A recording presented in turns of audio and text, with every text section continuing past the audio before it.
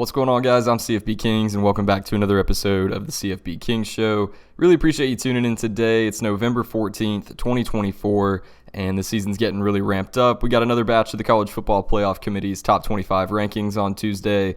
We got a fun Week 12 slate coming up, and we'll be getting into all of it today. Let's get right into some rankings reaction. We have a second edition out of, I believe, 6 CFP Top 25 rankings that we'll get this season, and Tuesdays were pretty interesting. First things first, just like last week, BYU is still getting completely robbed. The Cougars were number 6 behind Oregon, Ohio State, Texas, Penn State, and Indiana. And the teams that have a problem with them being behind are those in the number 3, number 4, and number 5 spots. So Texas, Penn State, and Indiana. Those 3 teams have no business being ahead of BYU right now, and you can say what you want about the Cougars struggling and having close calls and barely escaping Utah and Oklahoma State and a couple of their games, but they also have 2 wins better than anything that those 3 teams have combined. And BYU's close calls, just like with Miami earlier in the year, they seem to get spotlighted and amplified more than some of these other teams. Like Penn State almost lost to Bowling Green earlier in the season at home, and that's just completely forgotten. Texas got smoked by the only currently ranked team that they've faced. They lost by 15 at home to now 2-loss number 12 Georgia. And BYU escaping Utah is basically the same thing as what Indiana did last week against Michigan. And then BYU has ranked wins over current number 14 SMU and number 16 Kansas State, who they beat by nearly 30. And Texas does not have a ranked win, Penn State does not have a ranked win, and Indiana does not have a ranked win. BYU has 2 in the top 16, and they also haven't lost. I think there's just zero case for them to not be number 3 right now. The importance of head-to-head results seems to be a little inconsistent from the committee right now. 8-2 Ole Miss beat 7-2 Georgia. Number 11 Ole Miss is 1 spot ahead of number 12 Georgia. 6-3 Louisville beat 7-2 Clemson on the road. Number 19 Louisville is 1 spot ahead of number 20 Clemson. Kansas State beat Colorado. They're 1 spot ahead of them. But then when you get down to LSU and South Carolina, 6-3 LSU beat 6-3 South Carolina on the road, and LSU is 1 spot behind South Carolina. Putting LSU number 21 and South Carolina number 22 just seemed like a layup for the committee with the head-to-head result, but for some reason that one doesn't matter while all of the others seem to. And not every head-to-head result, of course, like Vanderbilt beating Alabama, obviously. Vandy's not going to be ahead of the Tide, but for the teams that have the exact same record like LSU and South Carolina do, and LSU beat South Carolina on the road in Columbia, I feel like that should be rewarded a little bit with at least them being ahead of South Carolina. It's kind of splitting hairs there at number 21 and 22, but it just seemed kind of odd that they chose to flip them. I touched on it last week and a couple weeks ago as well, before the CFP Top 25 even came out, but number 18 Washington State needs to move up just 6 spots over the next few weeks to have an at-large bid to the playoff. 6 spots. The committee's giving them a ton of respect, and they have a pretty manageable schedule moving forward, so it'll be fun to see how far they can go. Now, they will probably need to win most of their remaining games impressively. They can't really struggle with New Mexico. They probably have to blow out Oregon State, but there is still a path there for them if there's chaos among the teams ahead of them. Number 14 SMU is way too low right now. They're 8-1. Their only loss is to undefeated BYU. And I've mentioned it a couple times previously, but that loss to BYU was pretty strange. SMU fumbled inside like the 5-yard line because their running back was trying to lateral it to a wide receiver while being tackled, and that was in the 4th quarter. So that cost them at least 3 points, if not a touchdown, and they ended up losing 18-15. So they were right there with the undefeated Cougars, very nearly beat them. They beat number 19 Louisville on the road. They beat 7-2 Pitt by 23. That loss and the margin of that loss is the only reason that Pitt's not ranked right now. So they could have 2 ranked wins, and they also beat 7-3 Duke on the road. I made a post about this on Twitter and Instagram on Wednesday that I feel like was pretty well received, comparing the resumes of SMU, Texas, and Penn State. And SMU is number 14, Texas is number 3, and Penn State is number 4. All 3 of them are 8-1. SMU has a ranked win on the road over Louisville by 7, over number 19 Louisville by 7. Texas and Penn State both have 0 ranked wins over teams currently ranked. Texas's best win is beating 6-4 Vanderbilt by 3, and Penn State's best win is beating 6-3 Illinois by 14. And then if you go to the second best win for each team, I mentioned it a second ago, but SMU beat 7-2 Pitt by 23. And that's a Pitt team that could be ranked. And then Texas's second best win is over 5-5 Oklahoma, and Penn State's is over 5-4 Wisconsin. So not only does SMU have the best win, they have the only currently ranked win, they also have the second best win. And then even going on to the third I just mentioned, but SMU beat 7-3 Duke on the road. That's not even comparable for Texas and Penn State's third best win. And then comparing the losses, SMU's is by 3 to number 6 BYU, who's one of the 4 remaining undefeated teams in college football. And then Texas lost by 15 at home to 2-loss number 12 Georgia, and Penn State lost by 7 at home to number 2 Ohio State. And comparing all of that stuff, and SMU is 10 and 11 spots behind those two teams respectively. And then even if you wanted to compare SMU to number 9 Miami, their ranked win is the exact same thing. Miami also went on the road to Louisville and beat the number 19 Cardinals by exactly 7. They have the exact same best win as SMU. And Miami's number 9, SMU's number 14. Miami's loss is to Georgia Tech, while SMU's is, again, to undefeated number 6 BYU. So just doesn't make much sense why they're 5 spots apart, especially with Texas and Penn State, why they are number 3 and number 4, double-digit spots ahead of SMU when they don't even have a ranked win and have a loss that's equal, if not worse, in Texas's case. So, just doesn't make a lot of sense why the Mustangs are as low as they are. The committee told number 13 Boise State on Tuesday night that they basically have zero wiggle room. They can't even really struggle moving forward. They're currently outside the top 12, but would get in with the 5th highest ranked champion auto bid. But if undefeated Army manages to beat number 8 Notre Dame, the Black Knights will very likely jump Boise State and take that 5th highest ranked conference champion auto bid. The committee had Boise State number 13, and their remaining games are San Jose State, 2-7 Wyoming, and 4-5 Oregon State. So if they're number 13 now, they don't have a resume-building win ahead of them to give the committee any reason to move them up again. So they're basically relying on teams in the top 12 to lose, or for Army to lose and not take that auto bid from them. Because if Army beats Notre Dame, the Broncos could be in real jeopardy of not getting in. I'd like to see where the committee has 7-2 Pitt right now, because number 23 Missouri seems to get all the benefit of the doubt because they were missing their QB when they got steamrolled 34-0 by Alabama. But Pitt drops 8+ spots for losing to Virginia, while their quarterback got targeted out of the game and missed basically the entire second half, where their backup came in and threw 2 critical interceptions. Missouri has a blowout loss to number 15 Texas A&M with their starting quarterback, and another blowout loss to Alabama 34-0 with their backup quarterback. Pitt has a blowout loss to number 14 SMU with their starting quarterback, and a very tight loss to Virginia without their quarterback for the entire second half, where they had a chance to win it at the end, but their backup threw a horrific pass right to a defender to seal it. So if Pitt's number 26 in the committee's eyes, that's one thing, but it seems like 2 conferences get all of the benefit of the doubt, all of the toss-up ranking spots go their way, and it seems strange that a loss with their backup QB in for half of the game drops Pitt 8+ spots, but doesn't really seem to harm Missouri. That was about all that I took away from the CFP Top 25 this week. There were a couple other small things, but really just splitting hairs at that point. So let me know what you think of the committee's Top 25 this week in the comments below. If you agree with it, if you agree or disagree with anything I said, just let me know in the comments. All right, let's get into some Week 12 previews. We have a massive showdown in the SEC between number 7 Tennessee and number 12 Georgia. College game day will be there in the morning in Athens, and this very well could be a CFP elimination game for the Dogs.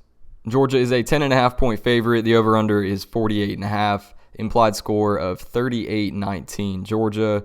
They're coming off a crushing loss to Ole Miss by 18 last week, and Tennessee's coming off a 19-point victory over Mississippi State. This matchup is a pretty simple one in terms of recent injury developments. Tennessee quarterback Nico Iamaleava is questionable for the game, and depending on which source you trust, they're kind of conflicting reports right now, but it's rumored that he's more likely than not going to miss the game. He suffered a concussion during that victory over Miss State, but he's in concussion protocol, he's been limited in practice and everything, and that could potentially be a major tipping point in this matchup. If Iamaleava is out, the Vols will start Gaston Moore, who I learned yesterday has the nickname of Gas Pipe. He came in and went 5 of 8 for 38 yards last week after Nico got hurt, and they'll probably lean hard on their star running back Dylan Sampson, who has 1,129 rushing yards and 20 rushing touchdowns so far this season. He has over 100 rushing yards in 8 of their 9 games, and at least one rushing touchdown in every game.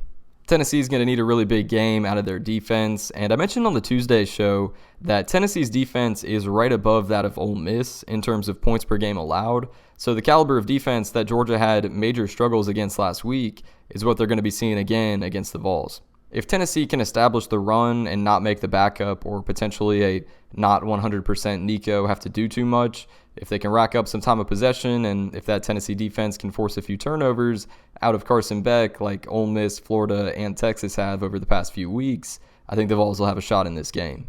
Over the last 3 weeks, Carson Beck has 2 passing touchdowns and 9 turnovers. In the last 3 games, 2 touchdowns, 9 turnovers. So the biggest key to this game will be how that Tennessee defense can disrupt him and if he can be a lot safer with the ball. Because even if Tennessee's hobbled at the quarterback position and maybe they can't score as many points as they'd like to, that won't even be that big of a factor if Georgia's not scoring either. So the biggest key to this game is if Carson Beck can be safe with the ball. I really have no significant lean here. Georgia's a 2-possession favorite, but I'm not sure how much of that is the quarterback situation being baked in and how Kirby Smart kind of responds to losses. His record after losses, the few losses that they have, is very good. They seem to regroup and bounce back very quickly. And I haven't been all that impressed with Georgia lately, especially after last week, but Tennessee's also had their highs and lows, and I'll take Georgia because of the home environment, because of Nico's injury and potential absence. Georgia's coming off a loss. Kirby Smart will have them ready to bounce back, I think. And this is a CFP elimination game, at least it should be, for Georgia. Not necessarily so for Tennessee. They can kind of afford to drop one in this new 12-team format, but I'll take the Dogs to survive and advance. Number 20 Clemson travels to Pitt in a big-time game for Clemson's ACC title and college football playoff hopes. The Tigers are 10-point favorites. The over-under is 53.5. Implied score of 32-22 Clemson. I correctly predicted Clemson's number 20 ranking on Tuesday night. They moved up 3 spots from last week, and they get a resume-building opportunity against a quality 7-2 Pitt team. And additional good news for the Tigers in those CFP rankings is that South Carolina finally got into the top 25 at number 21 right behind them. So for Clemson fans, that might not be the best news, but that is good news for Clemson's team in terms of another resume-building win opportunity at the end of the season in order to increase their chances of being an at-large CFP bid. So things have been pretty quiet for the Tigers for a bit, but they still have a potential at-large path to the playoff if they beat Pitt convincingly on the road. They probably need to cover that 10-point spread to really give the committee something to look at there, and then a potential ranked win opportunity at the end of the season when they get the Gamecocks at home. This game against Pitt could also keep Clemson's hopes of potentially backdooring into the ACC championship alive. Should Miami get upset by Wake Forest or Syracuse, or if SMU drops 2 games or loses specifically to Virginia, Clemson might have a shot to get into the ACC title with a tiebreaker over the Mustangs. The Tigers are coming off a victory over Virginia Tech last week, and Pitt's coming off a loss to Virginia at home. The Panthers got a little banged up in that game. They lost quarterback Eli Holstein in the second half after he was targeted, but it's rumored that he'll be good to go on Saturday. Prediction-wise, I'll take the Tigers to get it done. They've had 2 rough showings this year, but outside of those losses to Georgia and Louisville, they have 7 double-digit wins, and I think they'll get another on Saturday. Number 23 Missouri travels to number 21 South Carolina for a really interesting matchup in the SEC. The Gamecocks are 12.5-point favorites. The over-under is 44.5. Implied score of 29-16 South Carolina. Just like Tennessee and Pitt, Missouri's quarterback Brady Cook has been banged up a little bit as well. He missed the Tigers game last week against Oklahoma and is questionable again this week. And this game is really as simple as Brady Cook's availability. If he plays and can function as a legit option and make plays for them, I think Missouri can keep this a game. But if he's out again, I think South Carolina rolls and probably covers that 12.5-point spread. Missouri has been, to put it plainly, bad when Cook's been out. They lost 34-0 to Alabama. They scraped by 3-6 Auburn. They beat Oklahoma last week in one of the strangest games I've ever seen that featured 2 scooping scores in the fourth quarter, and it just has not been pretty with him out. And that miserable offense going up against South Carolina's defense is a horrific matchup for Missouri, and it's pretty cut and dry with this one. I'd probably take South Carolina either way, but if Brady Cook and some of their offensive starters are out again, this probably won't be close. A seriously underrated matchup involving a very underrated team that I haven't heard much about this week is 7-2 Arizona State on the road at number 16 Kansas State. K-State is an 8-point favorite. The over-under is 50.5, implied score of 29-21 Wildcats. So right around a one-possession margin there, and this game has huge stakes for the Big 12 title. They've been really quiet throughout the season, but the Sun Devils are 7-2. They're 5th in the Big 12 standings right now. And a win over Kansas State, who's currently 4th, would move them up another spot. And then they have BYU next week with another big opportunity.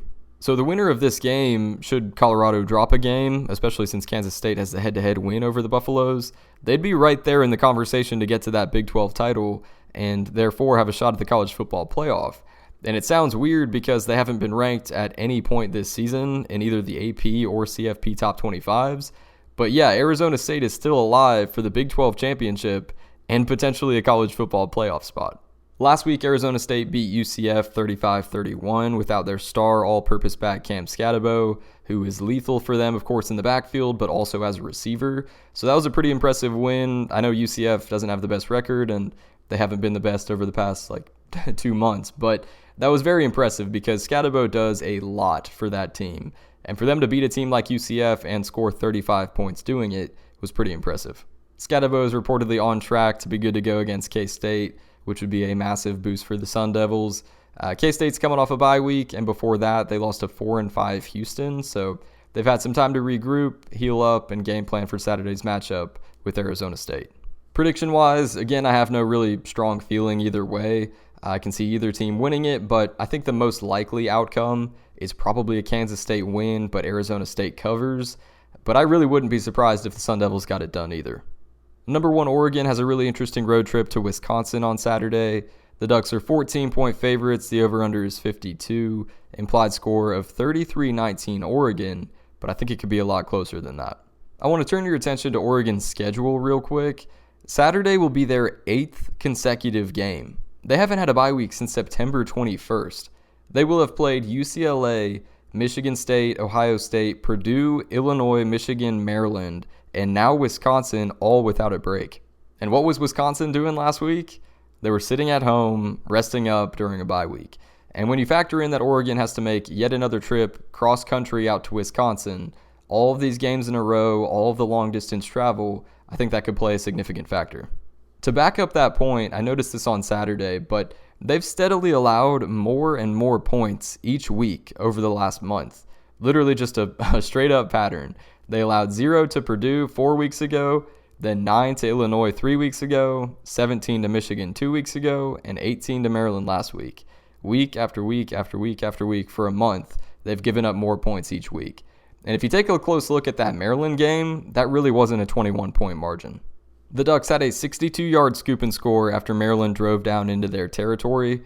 That one play right there is a 10-point swing. So Maryland, at worst, let's say they kick a field goal on that drive and Oregon doesn't get the touchdown, that's 31-21. That's an 11-point game, a 2-possession game right there. Then Maryland also had a turnover on downs at the Oregon 25.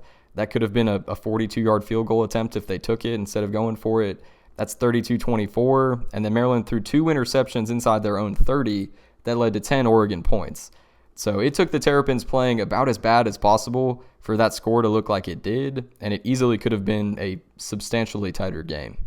Now the Ducks, for an 8th consecutive week, they have another conference opponent. They go on the road, cross-country, to Camp Randall Stadium at night. That's a 7:30 p.m. Eastern kickoff, 6:30 local, to Wisconsin, who's coming off a bye week. I think this could be trouble for them. A couple other interesting matchups. Number 3 Texas goes on the road to Arkansas. The Hogs have already beaten a top 5 team that wears orange there earlier this year when they upset Tennessee. So they also have a 32-point loss at home to Ole Miss as well. It'll be interesting to see which version of Arkansas we get. If we get the one that lost to Oklahoma State, who got stomped by LSU and routed by Ole Miss, or the Arkansas team who nearly beat Texas A&M, upset Tennessee, and beat Mississippi State by 33. If it's the latter, I think we could have a really fun game in Fayetteville. Then 3-6 Kansas travels to number 6 BYU, who is 9-0, one of the 4 remaining undefeated teams in the FBS. And the Jayhawks just ripped Iowa State last week.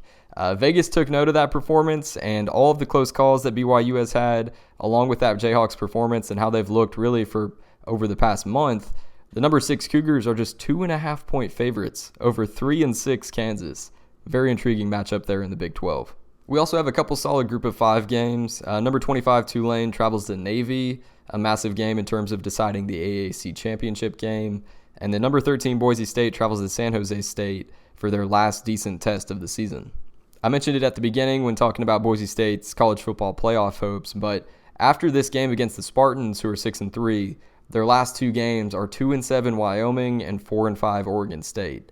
The Spartans, however, are 6-3, and one of those 3 losses is that insane overtime game against Washington State earlier in the year, so they're a hair from being 7-2, and Boise State's a 13.5-point favorite, but could be tighter than that. So a lot of college football playoff implications there for Boise State, Tulane, and Navy.